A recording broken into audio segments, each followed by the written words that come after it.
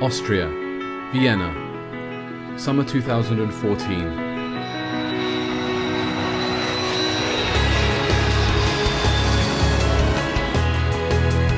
On arrival, she immediately goes to the hospital where her husband is currently being treated.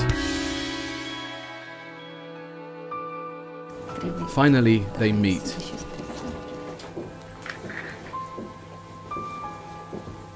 How are you feeling?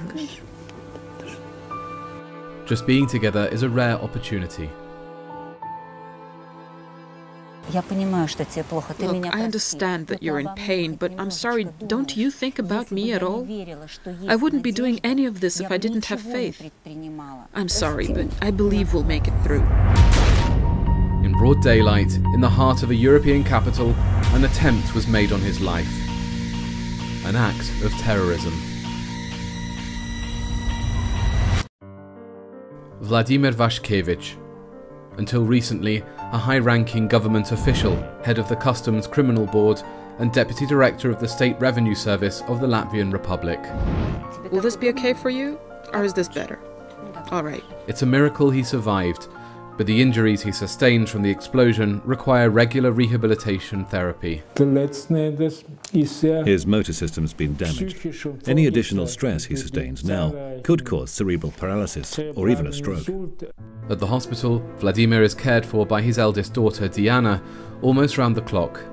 I spend most of my time, almost all of it, with Father. Once you start thinking about it, then it really becomes terrifying. It's terrifying to think that her father could be a tangible threat to many influential and powerful people in the political and criminal circles. But he is still alive, and knows too much. Who would my murder have benefited? Now I know for sure who's behind all this. December 2013. This is his last interview. I knew that I had become an object of political bargaining. This is the first time Vladimir Waszkiewicz has decided to openly state who was behind the attempt on his life, which the Prime Minister of Latvia has aptly dubbed an attempt on the state. My murder would have benefited the KNAB and the special services, who'd been extorting money from my wife all along with the criminals. This confession sounds like political sensation, because the KNAB is the Latvian Corruption Prevention and Combating Bureau, which was created in the image of the legendary Independent Commission Against Corruption in Hong Kong, an acclaimed benchmark for many countries of the European Union over the last 10 years. They were fulfilling a political order from their sponsors, from the Unity Party. The politicians in that party who saw me as a thorn in their side, an inconvenience. And these words are simply shocking. Unity is not just a party in Latvia, it is a major political force. European money has been used to build an entire system to protect the interests of one political force, which is at the same time extorting money, protecting smugglers, laundering money, and the list just goes on. And all this using European money. This, of course, leads us to the main question. What is really hidden behind the facade of a young democracy and small Baltic country that always seemed so peaceful?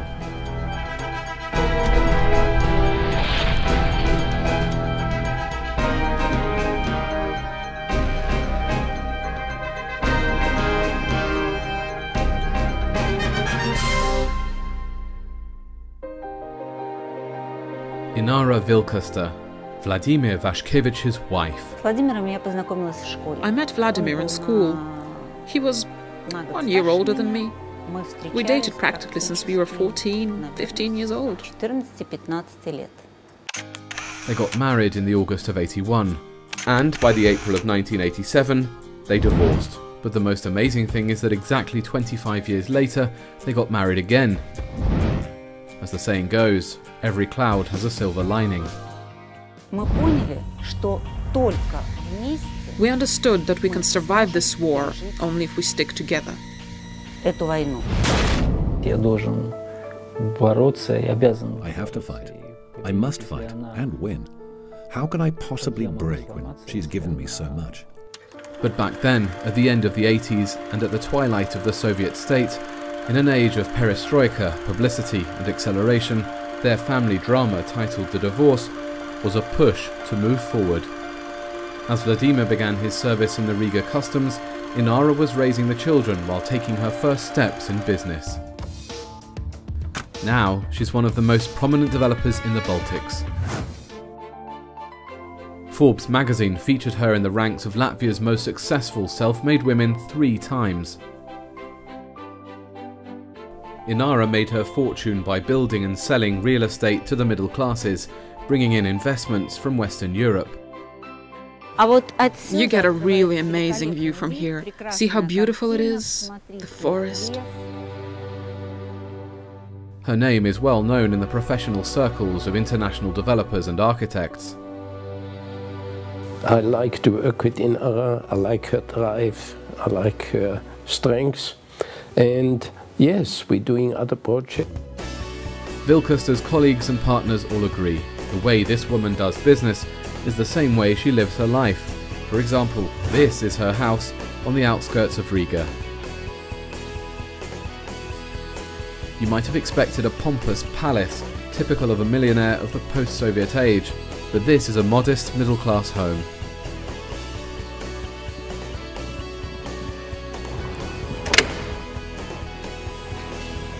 Come in. The company's head office is also pretty modest. This is my office. A portion of my life takes place within these walls. This is where ideas are born. Inara often organises charity evening events for disabled orphans, but even here she tries to stay away from the cameras and rarely gives interviews. These children can be helped. How can you refuse after looking into their eyes? That's why this is such a lucky break for the lifestyle press. Someone managed to snap a picture of Vilkasta with former American President Bill Clinton at an international conference for the encouraging of global dialogue. But today, her home is filled not with joy, but with tears.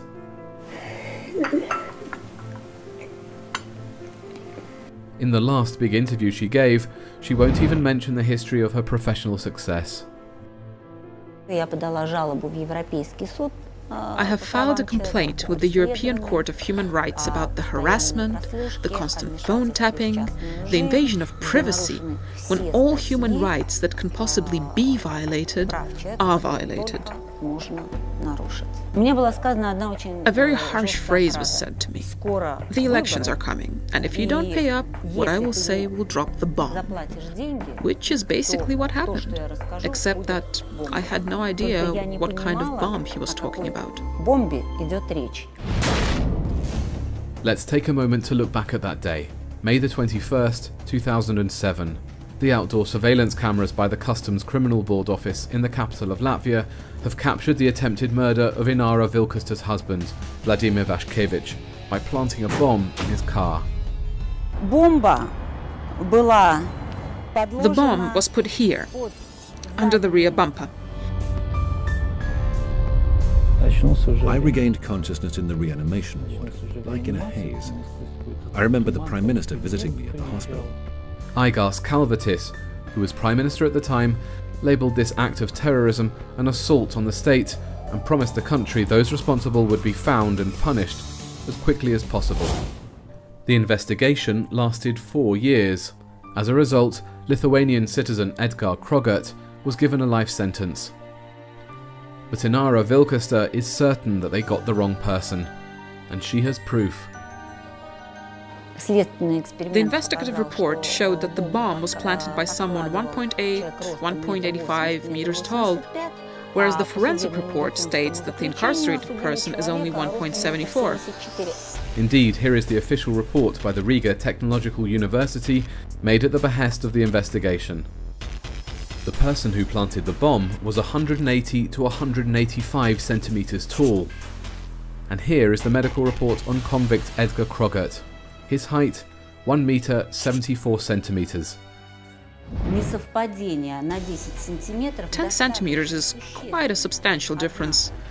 Nevertheless, Such things are just ignored. I believe Edgar Krogut is in prison for no reason. He's been convicted for nothing. Tonight, Inara is taking us to the very place where the terrible tragedy occurred.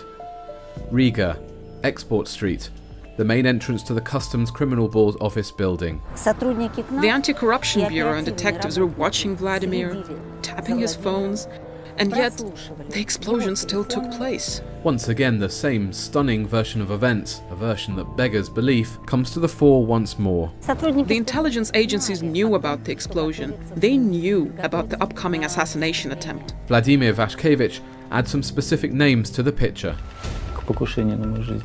I believe that the following people are responsible for the attempt on my life. SAB agent Igors Sparas, KNAB agent Juris Jurash, criminal Raymond Stahlberg, and the former President's Security Service agent Edgar Gulbis.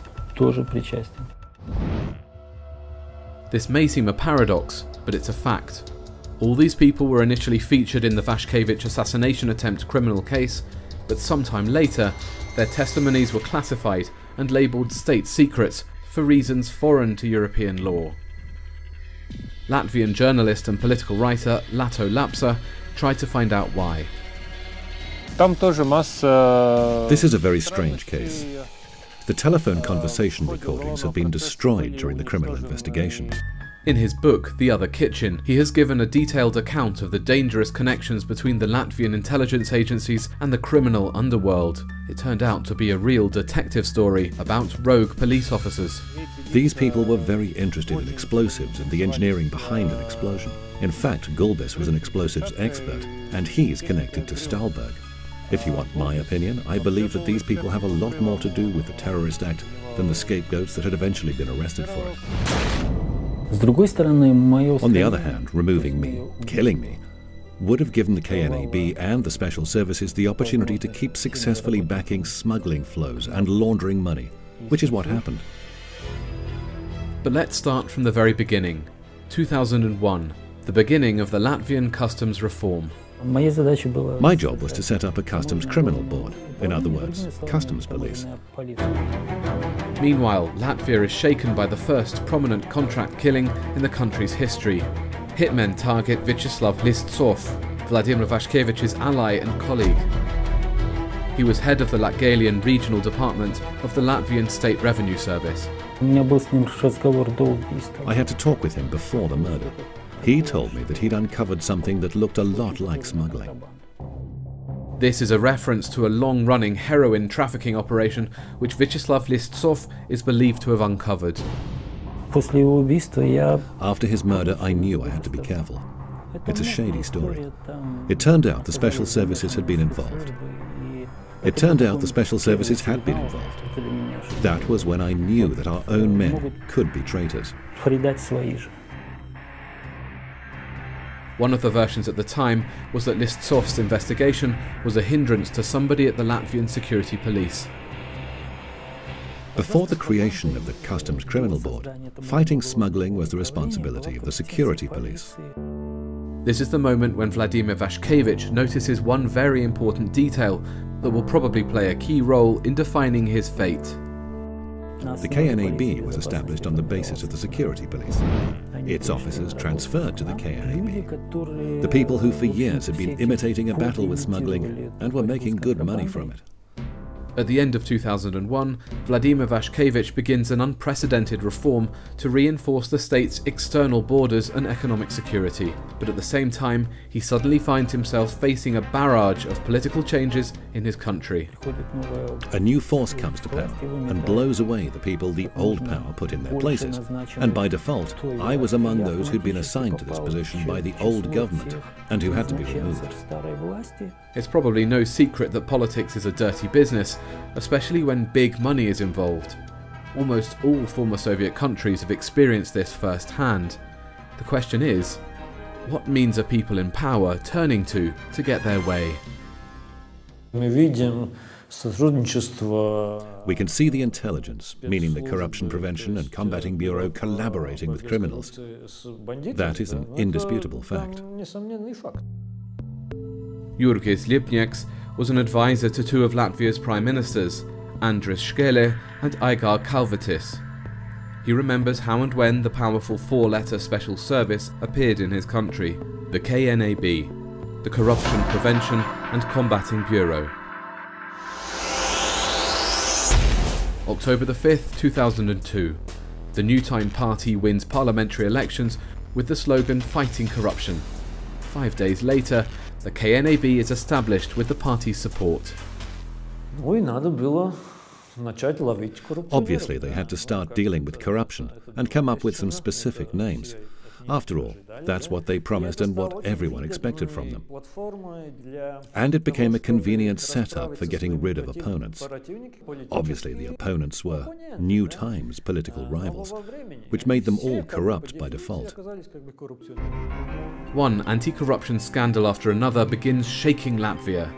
Among the first to be accused are prominent figures from the political and business establishments. The People's Party founder and former Prime Minister Andris Škele, as well as notable entrepreneurs Einar Šlesers and Aivars Lembergs. It's a new European record. The trials have been going on for 10 years, but we've yet to hear of at least one conviction. The Corruption Combating Bureau, a very convenient way to destroy people without any real proof of them actually being involved in anything. It goes without saying that neither Mr. Škele nor Mr. Šlesers have a political career anymore. I have seen KNAB intentionally destroy the political rivals at the New Time party, the party currently known as Unity. Vladimir Vaškevich escaped unscathed from that political massacre then, probably because the new powers desperately needed his work on the reinforcement of the customs frontiers to speed up integration into the European Union.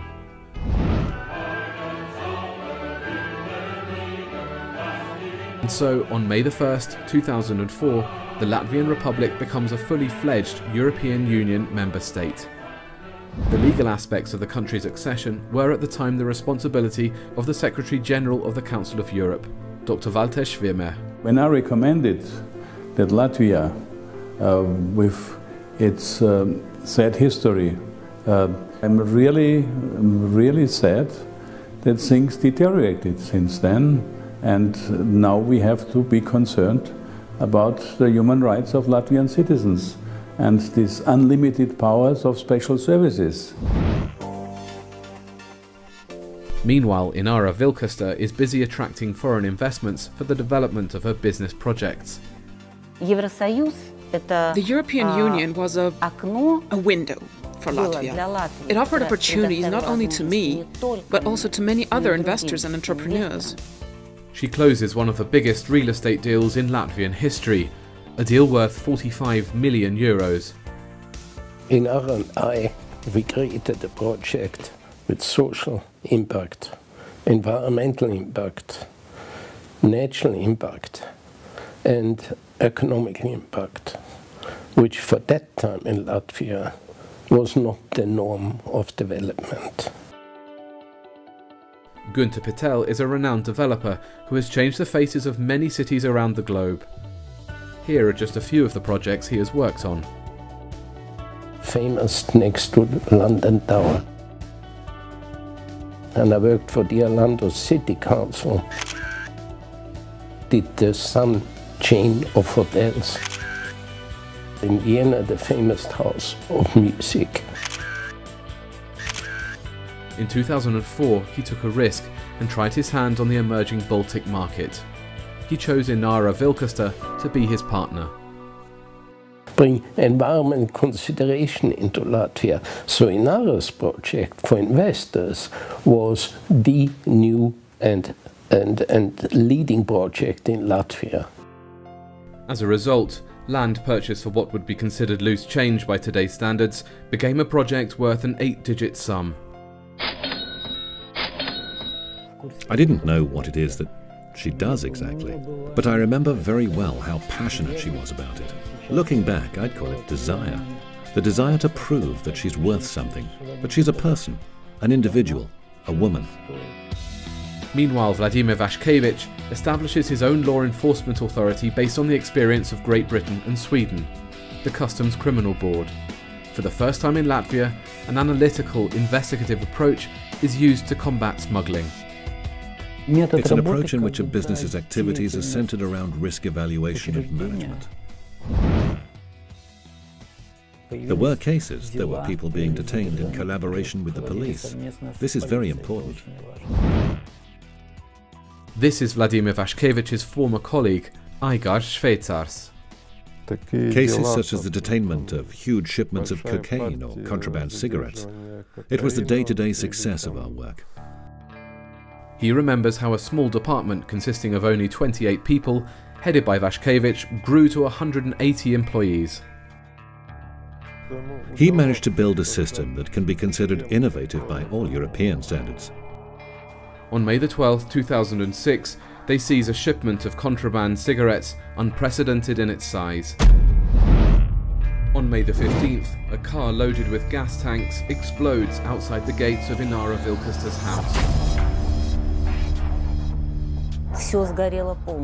Everything got burned down to the core. And then there was another explosion. You couldn't tell if it was night or day. I genuinely thought it was war. I still remember the sound of that explosion. It's hard to forget. On the same day, a group of unidentified people tried to kidnap Inara and Vladimir's youngest daughter, Olga. I remember Inara's phone call. She was crying and told me, "Do you know they tried to kidnap your daughter?" Then, exactly 1 week later, Igor Sparants, an agent from SAB Counterintelligence, Latvia's most secretive intelligence agency, met with Vaškevič and gave him a very unsubtle hint during their conversation. All this can be stopped. Just pay. Sparants, an SAB agent, offered me to pay money to not be harassed. Vladimir thought it was a joke. He simply couldn't imagine that Sparants, a government official, was capable of threats and extortion. But in June of the same year, Vaškevič survived what would be his first assassination attempt. Masked thugs doused his car with petrol and set it on fire. I met with Sparants towards the end of May. On June 28th, my car was torched. It could, of course, just be a coincidence that while this was going on, the department headed by Vladimir Vaškevič, the Financial Police Board, identified corruption in a place it could not have been by definition. Within the KNAB, the Corruption Combating Bureau. I found out that the KNAB is literally stealing from the state, stealing money allocated for investigative work. Latvia is shocked. Prime Minister Igors Kalvietis himself is listening to Vaškevič's report. During my meeting with the Prime Minister, I considered it my duty to warn him of this. Meanwhile, by some strange coincidence, Inara Vilkasta is receiving threats from one of her employees, Raymond Stahlberg. Stahlberg was trying to extort a great sum of money from me, unprecedented even by Latvian standards, €7.5 million. She said, "Volodya, help me, what should I do?" Being an employee of the law enforcement system, I told her that she should go to the police. There's no negotiating with terrorists. In November 2006, he is arrested, and it turns out that he had already been convicted of the same charge, extortion, before. But here's an interesting fact from the interrogation report. Raymond Stahlberg insists that the KNAB heads be informed of his detention. Normally, interrogation reports state if the detainee wishes to contact his lawyer or for his family to be informed of his predicament. I don't understand. What do the heads of the KNAB have to do with the detainment of a criminal? This implies that they were supposed to somehow get him out of there, protect him, which is exactly what happened afterwards. As a result of the extortion case, Stahlberg was sentenced to 7 years and 6 months in prison, forfeiting his assets. But yet again, for reasons unfathomable to any constitutional state, he was simply released right there and then in the courtroom. He had probably reached an agreement with the special services who were interested in Vaškevič. And this, in my opinion, what this is all about. They wanted Vaškevič, and I was just a tool to destroy him. New Time members had this notion based on rumours and urban myths that Mr. Vaćkevich is an important sponsor of the People's Party, but that wasn't true. In April 2007, the KNAB searched Inara Vilkasta's house for the first time. The house where Vladimir Vaćkevich had been living after numerous threats and assassination attempts. And there's the gate. They picked the lock, and over here they broke everything. The men dressed in black terrified their maid, Nina. My blood pressure shot up to 200. They turned the house upside down. They threw all these boxes down. And didn't find anything. I don't even understand what it is they were trying to find. I gave them everything. I showed them everything. One official charge had, however, been brought. Vladimir Vaćkevich keeps too many sports training shoes at home. That shoe story. Wow, they sure got me there. What a blemish on my reputation. What else can I say? But what is most surprising is that the reason for initiating the criminal shoe case was a statement from Raymond Stahlberg. The very same Raymond Stahlberg who attempted to extort millions from Inara Vilkasta. After that search, it became clear to me that the KNAB was working on my case. Perhaps it's simply yet another coincidence that less than a month after the search, something else happens at the entrance to the Customs Criminal Board building in the very heart of the Latvian capital. Vladimir Vaćkevich's car explodes. Vladimir's assassination attempt, the explosives in his car, that's only half of the story. At the same time, a campaign to publicly discredit him is unraveling in the media. A full-scale, dark PR assault is launched against Inara and her husband. It was public execution, a lynching, a crucifixion, denigration. They were hoping I would leave. After all, everyone they pressured and persecuted before me had left, but I didn't. At the time, journalist Guy de Mattisoni was the editor of one of Latvia's most popular newspapers. Was Vaćkevich blown up to extort Vilkasta's millions? This is an example of a planted article. When the Latvian media was overrun with compromising information in a raging information war, she left the industry. It's a blatant violation of human rights when information obtained through intel on the job during an investigation suddenly appears in the media and becomes public. The Latvian press alone published over 3,000 planted articles about Vladimir Vaćkevich's family between 2007 and 2012. They went after Inara and started fabricating a case against her, then another, and then another, and another. Meanwhile, Inara Vilkasta becomes a defendant in over 150 criminal and civil cases. One of the most absurd cases is the one where I was accused of stealing a mobile phone. Why would I steal a mobile phone? I'm not a kleptomaniac. I have my own phones. I mean, it's not just ridiculous. I can't even grasp this. And all these criminal and civil cases, it's just like Kafka's The Trial. Court hearings, investigations, interrogations. They crossed the line, and I can see they'll stop at nothing now. Even Inara Vilkasta's maid, Nina Mikhailova, a World War II survivor, is on trial. Do you understand the court's verdict? When the KNAB came to do another search, she was too afraid to open the door. She thought they were thugs. I suppose the Anti-Corruption Bureau found me to be a dangerous criminal. The initiation of so many legal cases means they can legally tap not only my phones, but also my children, my entire family, everyone who is close to me. The fact that the law and the system officially allow the intelligence to tap and control people based on some abstract suspicions that are never even brought before a court is a violation of human rights. In May 2010, Latvia was shaken by a new shocking crime. The disappearance without trace of Vladimir Vaćkevich's lawyer, Ainars Platacis. I believe the same people who are harassing us are behind his disappearance, the KNAB intelligence agencies. If we're talking specific names, once again, it's Mr. Sparans and Mr. Juraš. An investigation of his disappearance is hindered. The Ropăji parish outside Riga, the road to Muțenieki village. If a person has been kidnapped, if he's nowhere to be found and there's no body, it means he's got to be somewhere. Here, on the outskirts of the forest, the police will find the missing lawyer's car. His jacket and his bag were over here, in the back, like this, and the car was open. Juris is Einar Splatacis's brother. My common sense tells me that my brother is dead, but we still need to find him, at least so our father and mother and myself could remember him. Vladimir Vashkevich has a theory about this crime. There is a certain circumstance. Before he disappeared, I gave him copies of the papers showing Yuta Strikya's, the deputy head of KNAB, involvement in a car accident that was eventually blamed on another person. Yuta Strike. According to the Latvian media, her real name is Anna Potapova. For 11 years she had occupied the position of KNAB deputy head, and it's said that she ran the anti-corruption bureau almost single-handedly. The KNAB boys were out partying. They lost control of the car. One of the cars is smashed in the ditch, 2 are on the road, and the people were just completely out of touch with the reality. They were very drunk.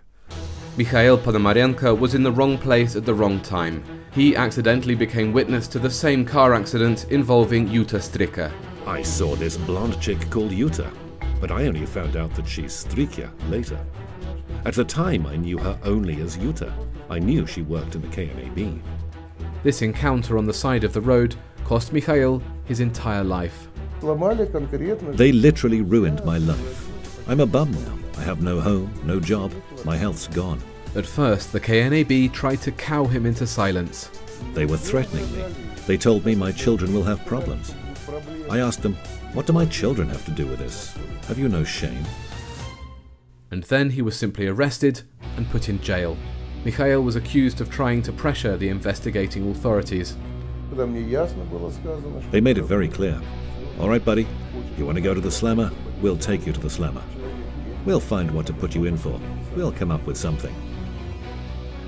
As a result, Mikhail lost his health, his business, and his reputation, all because he accidentally found himself in the path of a dangerous blonde. I believe that Yuta Strikya is definitely behind all this.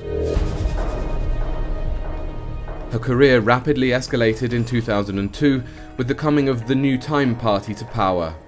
But Yuta Strike's path to power began in the same department that was often accused of backing smuggling operations and laundering money in the 90s. The KNAB was established on the basis of the security police. They came to work in the KNAB. Platacis, the vanished lawyer, was never afraid of criticizing Mrs. Strike. He was the first to publicly announce that the KNAB uses an information gathering system that has been banned throughout the entire civilized world. Fishing expedition. To initiate criminal cases. It is a way for the government to hunt someone using supposedly legal means. Today, all of Vladimir Vashkevich's family's legal matters are handled by Elena Kwiatkowska. Thanks to her, the European Court of Human Rights is beginning to learn about the Latvian spook's innovations. The government is using all possible means to harass a single certain family. This includes years of tapping, surveillance, and actions that can be given the general term fishing expedition. Basically, where there's a man, there's a case. The events of the past few years seem like some sort of action-packed political crime thriller movie. In 2011, the New Time party changes its name to Unity and emerges victorious from parliamentary elections. The cogs of history had turned yet again, and the Latvian secret services decided on a radical special operation to detain and arrest Vladimir Vashkevich. I immediately started asking for my lawyer. That was ignored. They then dragged me into a bus and once in the bus, started purposefully beating me. My head, my stomach, my neck. The investigation claims that Vashkevich bribed his own employee, Talis Kravalis. I've known Talis Kravalis since 1988, way back since the Soviet customs. My colleague, a person I trusted and who I repeatedly vouched for. But why would one government official bribe another government official, let alone his subordinate? There is absolutely no connection between my supposedly bribing him and what I'm getting in return. That's what makes this accusation such a special snowflake. Talis Kravalis, however, obviously got what he wanted. Soon he'll be promoted to the rank of general and given a new position, a position that used to belong to Waszkiewicz. As we found out today, customs employee Talis Kravalis was simply recruited by the KNAB. But Vladimir will only understand the true reason behind his arrest once they begin to question him. They tried to get me to testify against Adres, a man they've been hunting since 2002. Andris Škele, founder of the People's Party, has been Prime Minister of Latvia twice. Public surveys show that he's still very respected by the population. This may be why he's #1 on the KNAB's and Unity's lists. Bullying, intimidation, terrible pain. It was all like in a mist. Vladimir Waszkiewicz did not agree to a deal that would have him discredit the former Prime Minister and spent several months in prison. But he will soon be released and with the court's permission will go to Austria, where his eldest daughter now lives. Instead of a warm family weekend, she became witness to a drama. Vladimir lost consciousness and was rushed to hospital. They had to operate on my back, the consequences of prison. I mean the beatings and the torture. In Austria, Vladimir was medically examined by Dr. David Vysoki. He's very strong, but I was surprised he could walk at all. Any other person would have been wheelchair-bound for life after sustaining such injuries. Professor Vysoki confirms that medieval practices, such as torture, are being used to beat confessions out of people in a European country in the 21st century. While in prison, he was beaten every day. They mostly hit his knees. He has sustained extensive physical injuries, but I can say that they mainly hit his back and knees, which resulted in the formation of lethal hematomas. Patients who had undergone such severe trauma as Mr. Waszkiewicz can only get better in a good rehabilitation centre, away from any danger or stress. News that a government official of a European Union member state had been tortured quickly spread through the Austrian capital. Latvia immediately demanded that Waszkiewicz be extradited. Myself, my husband, and our entire family are confident that if Austria hands him over, he will be physically destroyed. He will be murdered. But renowned lawyers and human rights activists stood up in his defense. This situation has nothing to do with European human rights laws. I didn't think anything like this is even possible in Europe. Frau Elisabeth Rech is the vice president of the Austrian Bar Association. Today, with a team of professionals led by Dr. Herbert Pochizer, for the first time in the history of international legal practice, she is helping Vladimir Waszkiewicz, a citizen of the European Union, get political asylum in the European Union. Obviously, I'm worried and frightened, both for my family and for my life. It's a feeling I've had to live with for a long time now.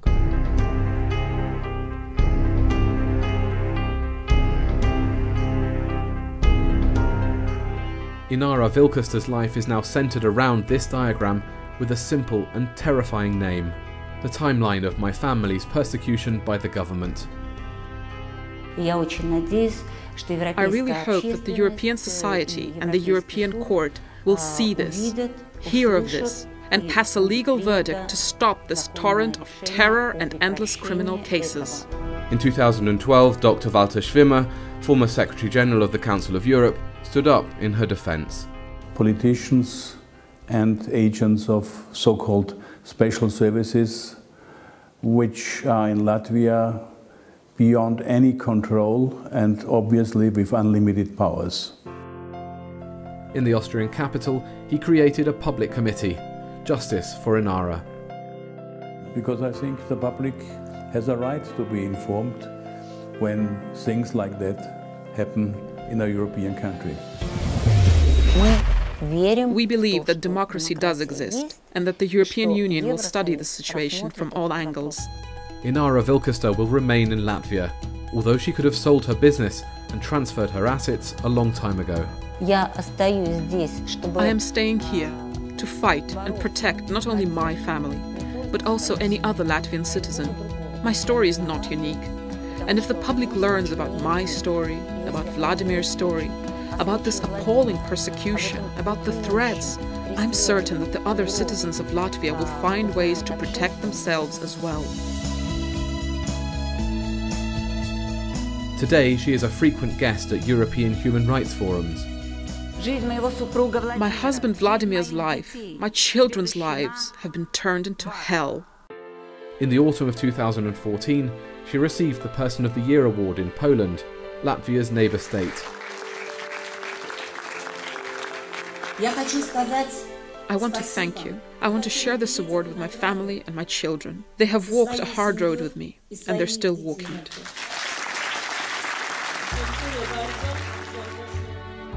And this is Paris. The renowned Sorbonne, Master of European Law Christina Kruger, is giving a lecture on the appalling Wilkester-Waszkiewicz case. It appears that within larger Europe, as it arose from the fall of the Iron Curtain, the actual situation with respect to human rights, and in the cases of Inara Vilkaste and Vladimir Waszkiewicz, the above principles have not been respected by the Latvian authorities.